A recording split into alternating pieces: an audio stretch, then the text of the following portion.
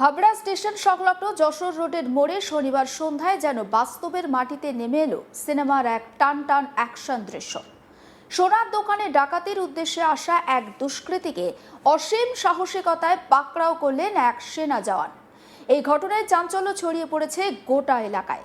স্থানীয় সূত্রে জানা গিয়েছে, শনিবার সন্ধ্যায় হাবড়া থানার মাত্র প্রায় 200 মিটার দূরে একটি জনপ্রিয় সোনার দোকানে ঢুকে লুটপাটের চেষ্টা করে এক দুষ্কৃতী। দোকানের নিরাপত্তা রক্ষীদের অভিযোগ, মুখে মাস্ক পরে দোকানে ঢোকার চেষ্টা করেছিল ওই ব্যক্তি। তাকে বাধা দিতেই সে বন্দুক আর ছুরি দেখিয়ে ভয় দেখায়, জোর করে দোকানে ঢোকার চেষ্টা করে। আর ঠিক সেই সময় ভ্যানে করে যাওয়ার পথে ঘটনাটি নজরে পড়ে এক সেনা জওয়ানের। মুহূর্তের মধ্যে তিনি গাড়ি থেকে নেমে অভিযুক্তকে জাপটে ধরেন। নিজের জীবনের ঝুঁকি নিয়েই দুষ্কৃতীকে কাবু করেন তিনি। এরপর ঘটনাটি দেখে আশেপাশের মানুষজন ছুটে আসেন এবং অভিযুক্তকে তারা ধরে ফেলেন। পরে জানা যায়, সাহসিকতার সঙ্গে দুষ্কৃতীকে ধরেন সেনা জওয়ান সুমিত ঘোষ। তিনি হাবড়ার হাটথোবা এলাকার বাসিন্দা। এলাকাবাসীদের দাবি, তার তৎপরতায় বড় ধরনের বিপদ এড়ানো সম্ভব হয়েছে। হাবড়ার প্রাণকেন্দ্রে এমন ঘটনায় আতঙ্ক ছড়ালেও সুমিত ঘোষের সাহসিকতাকে কুর্নিশ জানাচ্ছেন স্থানীয় বাসিন্দারা। সুমিত ঘোষ জানাচ্ছেন, অটোতে যাওয়ার সময় তিনি দুষ্কৃতীদের সন্দেহজনক আচরণ দেখতে পান। এরপরে তিনি ঝাঁপিয়ে পড়ে তাকে ধরেন। দোকানের নিরাপত্তা রক্ষীরাও তাকে জানান, আটক যুবক মাস্ক পরে দোকানে ঢোকার চেষ্টা করছিল এবং বাধা দিতেই সে হামলার চেষ্টা করে। একবার শুনে নিন সুমিত ঘোষ ওই জওয়ান ঠিক কি বলছেন। আমি দেখলাম একদম ধরলেন, কি হয়েছিল কি? আমি আসছিলাম কলকাতা থেকে, আসছিলাম ডিউটি শেষ করে। এখন থেকে একজন কিছু লোক ধরেছে, কি হয়েছে দেখলাম আম ছুরি বের করছে, ছুঁড়ে যাবো ঝাঁপিয়ে পড়ি। একার জীবনে রিস্ক নিয়ে আমি ঝাঁপিয়ে পড়ি। ওদের আতঙ্কবাদী বা দুষ্কৃতীকে আমি একা দমন করি। তারপরে সবাই পাবলিক প্রোটেকশন সাপোর্ট দিয়েছে। কি করতে আসছিল সোনার দোকানে? কি করতে আসছিল? এভরিথিং ডাকাতি চালাতে কিছু হবে না, ছুরি কাছতে এসবই পাওয়া গেছে। আপনি কি করেন? আমি সার্ভিস করি ডিফেন্সে। আপনি ডিফেন্স সার্ভিস করে এভাবে একদম ভর সন্ধ্যাতে আপনি একদম ই করলেন। এর আগেও এই দোকানে অনেক কিছু ঘটেছে, কি বলবেন? আমি আগেরটা বলতে পারবো না, কিন্তু খুবই দুর্ভাগ্যজনক একটা বিষয়। যদি কোনো একটা ইনক্লেম কোনো কেস ঘটে যেত, কেউ কারো দায় নিতে পারতো না। আমি যতক্ষণ আমি অটোতে উঠছিলাম না, সেখানে অটো তখন দেখি এনাকে ধরেছে, ধরে একা লোক একা রাখতে পারছি না। এবার আমি একা নিজের জীবনে ঝুঁকি নিয়ে তাকে দমন করি। সোনার দোকানের নিরাপত্তা রক্ষীরা ঠিক কি বলছে আসুন এবার শোনাই আপনাদের। যাকে ধরা হলো কি অবস্থায় সে আসে এবং কি বলে? ওনাকে জিজ্ঞেস করা হয়েছে যে কোথায় বাড়ি কোথায়, প্রথমে সার্জিক্যাল মাস্ক, তারপরে এমনি মাস্ক যে ওনাকে বললাম যে কোথায় বাড়ি কোথায়, বলছে গাইঘাটায় বাড়ি। অনেকক্ষণ ধরে আমাদের ফলো করছে। আমরা সাইডে তালা মারবো বলে আমরা রেডি হচ্ছি, 8টায় আমাদের ক্লোজ, তালা মারা রেডি হচ্ছি। চাবি ব্যাগটা নিতে যাবো, সাইডে গেছি, সঙ্গে সঙ্গে এখানে কেটে চলে এসেছে। তারপরে আমরা ওনাকে কি পাওয়া যায়, কি পাওয়া যায় ওর কাছ থেকে? একটা ছুরি পাওয়া গেছে, একটা হাতুড়ি পাওয়া গেছে, আর একটা প্লাস্টিকের গান পাওয়া গেছে এবং কিছু গুলি আছে। অনেক বন্দুক দেখি কি ভয় দেখাচ্ছিল? এমনি মাস্কগুলো ঢুকছিল, আমাদের ছিল ভেতরে, বলেছে যে মাস্ক খুলতে হবে। আমাদের নিয়ম হচ্ছে মাস্ক খুলে ভিতরে প্রবেশ করতে হবে, যেই হোক, মালিক হোক আর সে স্টাফ কাস্টমার হোক। এ বিষয়ে আমার কলিগ দীপক দেবনাথের একটি রিপোর্ট। দেখো, জোর করে সোনার দোকানে ঢোকার চেষ্টা এবং অসৎ উদ্দেশ্য নিয়ে ঢোকার চেষ্টা, এবং এই সময় তাকে নিরাপত্তা কর্মীরা ধরে ফেলেন। এবং শুধু তাই নয়, সেই পথ দিয়ে যখন এক সেনা জওয়ান যাচ্ছিলেন, তিনিও সঙ্গে সঙ্গে ঘটনাস্থলে নেমে পড়েন এবং জাপটে ধরে সেই যে দুষ্কৃতী বা যে অসৎ উদ্দেশ্য নিয়ে যে ব্যক্তি এসেছিলেন তাকে কাবু করে। এরকম একটি ঘটনা প্রায় সিনেমার দৃশ্যকে হার মানায়। এরকম একটি ঘটনা ঘটেছে গতকাল রাতে উত্তর 24 পরগনা জেলার হাবড়া যে স্টেশন সংলগ্ন যে যশোর রোড আছে, সেই যশোর রোডের উপরে। এবং ওই যশোর রোডের উপরে একটি জনপ্রিয় সোনার দোকান রয়েছে এবং সোনার দোকানে রাত 8টা নাগাদ এই ঘটনাটি ঘটে। নিরাপত্তা রক্ষী, অর্থাৎ সোনার দোকানের যে নিরাপত্তা রক্ষী, তারা যেটি বলছেন যে 8টার সময় তারা ওই দোকানটি বন্ধ করেন এবং সেরকমই একটা প্রস্তুতি ছিল। দোকানের যারা কর্মী ছিল তারাও বেরিয়ে এসেছিলেন এবং নিরাপত্তা রক্ষী যারা ছিল তারা দোকানটিকে বন্ধ করার একটা প্রচেষ্টা চালাচ্ছিলেন। ঠিক সেই সময় এক অপরিচিত ব্যক্তি, তিনি সেখানে উদ্দেশ্যবিহীনভাবে ঘুরছিলেন এবং হঠাৎ করেই সেই দোকানে ঢুকতে চান, এরকম একটা জোর জবরদস্তি করেন এবং সঙ্গে সঙ্গে নিরাপত্তারক্ষী যারা আছে তারা সেটিকে বাধা দেন এবং সেই ব্যক্তির, যে অভিযুক্ত ব্যক্তি, তার মুখে মাস্ক পরা ছিল, সেই মাস্কটি খুলতে বলেন, কিন্তু সেই মাস্কটি তিনি খোলেননি।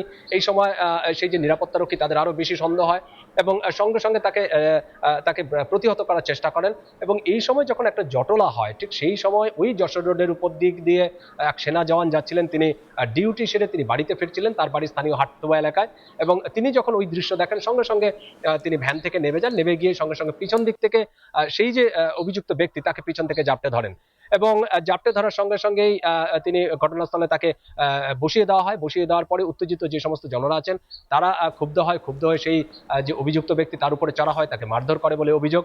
এবং পরে যখন ওই ব্যক্তির কাছ থেকে একটি ব্যাগ পাওয়া যায়, সেখানে দেখা যায় যে একটি পিস্তল, অর্থাৎ পিস্তল বলতে সেটি খেলনা পিস্তল, অর্থাৎ প্লাস্টিকের পিস্তল, এবং সেই পিস্তল দিয়ে কিন্তু একটা ভয় দেখানোর চেষ্টা করছিলেন বলে অভিযোগ। এবং পাশাপাশি তার কাছ থেকে একটি ছুরিও উদ্ধার হয় এবং এই ঘটনায় রীতিমতো চাঞ্চল্য ছড়িয়ে পড়ে এবং গতকাল রাতে।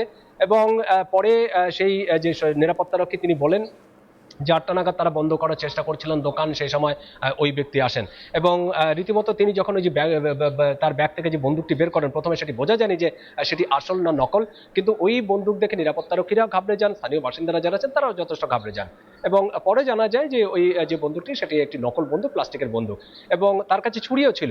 সুতরাং একটা বড় ধরনের কোনো খারাপ ঘটনা বা অপ্রীতিকর ঘটনা ঘটতে পারত, যদিও সেটি ঘটেনি, কারণ নিরাপত্তারক্ষীরা ধরেন এবং পিছন থেকে সঙ্গে সঙ্গে সেই যে সেনা জওয়ান যখন যাচ্ছিলেন তিনিও জাপটে ধরে তাকে নিরস্ত করেন বা কাবু করেন।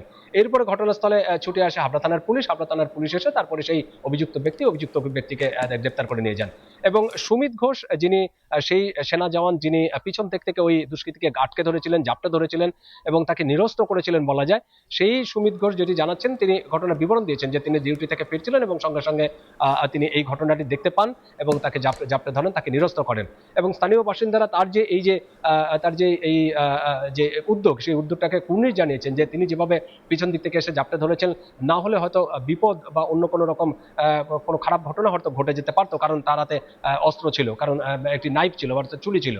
তো স্বাভাবিকভাবেই ঘটনায় চাঞ্চল্য ছড়িয়ে পড়ে এবং পরে যখন হাবড়া থানার পুলিশ যখন গ্রেপ্তার করে এবং আজকে সকালবেলার দিকে জানা যায় যে অভিযুক্ত ব্যক্তি তিনিও একজন সেনাকর্মী এবং তার বাড়ি হচ্ছে পূর্ব মেদিনীপুরে, কিন্তু এই সেনাকর্মী পূর্ব মেদিনীপুরে বাড়ি, তিনি কি করতে সেই হাবড়ায় এসেছিলেন, কেন সেই 8টা নাগাদ তিনি ওরকম ভাবে অসৎভাবে উদ্দেশ্যবিহীনভাবে ঘুরছিলেন, কেন তার ব্যাগে নাইফ পাওয়া গেছে, অর্থাৎ ছুরি পাওয়া গেছে বা প্লাস্টিকের বন্দুক পাওয়া গেছে, এই সমস্ত বিষয় নিয়ে এখনো ধোঁয়াশা আছে, যদিও পুলিশ এই ব্যাপারে কোনো মন্তব্য করতে চায়নি। এবং যে অভিযুক্ত ব্যক্তি, যাকে তখন আজকে আদালতের পথে তোলা হচ্ছিল, থানা থেকে বের করে নেওয়া হচ্ছিল, তিনিও তখন কার্যত সংবাদ মাধ্যমের কর্মীদের দেখে কার্যত মুখ লোকন, কিন্তু ঠিক কি ঘটনা, কেন তিনি এরকম কাজ করলেন, তিনি এটা এখনো পরিষ্কার নয়। তবে যেটা জানা যাচ্ছে যে কালকে রাতে যখন এই ঘটনা ঘটে, এই অভিযুক্ত ব্যক্তি যখন সোনার দোকানে ঢোকার চেষ্টা করছিলেন তখন তিনি মদ্যপ অবস্থায় ছিলেন, এইটুকুই জানা গেছে। কিন্তু আসল উদ্দেশ্যটা কি, কেন তার অন্য কোনো মোটিভ ছিল কিনা, সেগুলো এখনো জানা যায়নি। তবে পুলিশ তদন্ত করে দেখছে পুরো বিষয়টি, যে এই ঘটনার পিছনে অসৎ উদ্দেশ্যটা ঠিক কি ছিল, কি উদ্দেশ্য নিয়ে তিনি এখানে এসেছেন, সেই সমস্ত বিষয় তদন্ত করে দেখা হচ্ছে। কিন্তু যে সুমিত ঘোষ, অর্থাৎ যে জওয়ান কালকে এই অভিযুক্ত ব্যক্তিকে যে নিরস্ত করার একটা চেষ্টা করেছিলেন বলা ভালো, সেই যে সুমিত ঘোষ, সেই জওয়ানের যে কর্মকাণ্ড বা যে উদ্যোগ, তিনি যেভাবে সাহসিকতার সঙ্গে তিনি এগিয়ে এসেছিলেন, সেটাকে কুর্নিশ জানাচ্ছেন হাবড়ার স্থানীয় বাসিন্দারা। তবে এর আগেও একাধিকবার এই অঞ্চল দিয়ে বেশ কয়েকটি সোনার দোকান আছে, এরকম ধরনের ঘটনা প্রায়ই ঘটে থাকে। এরকম যেটি বক্তব্য, সেটি হচ্ছে যে পুলিশের স্থানীয় বাসিন্দাদের বক্তব্য যে পুলিশের আরেকটু সচেতনতা, আরেকটু মানে এই অঞ্চল দিয়ে আরেকটু নিরাপত্তা বাড়ানোর দরকার এবং নজরদারি বাড়ানো দরকার, এবং তাহলেই শান্তি পাবেন, এরকম একটি বক্তব্য রেখেছেন। সব মিলিয়ে গতকালের যে ঘটনা, এই ঘটনা নিয়ে কিন্তু ওই যে এলাকা, যে অর্থাৎ যশোর রোড সংলগ্ন, হাবড়া স্টেশন সংলগ্ন যে যশোর রোড, এবং সেই যশোর রোড সংলগ্ন যে সমস্ত সোনার দোকান আছে, তাদের যে মালিক আছে, তাদের মধ্যে কিন্তু একটা আতঙ্ক ছড়িয়ে পড়েছে যে এই ঘটনা যাতে আর না হয়, সেই ব্যাপারে পুলিশের সক্রিয় উদ্যোগ নেওয়া উচিত। অন্যান্য সমস্ত খবরের আপডেট পেতে নজর রাখুন আজ তাক বাংলায়, সাবস্ক্রাইব করতে ভুলবেন না।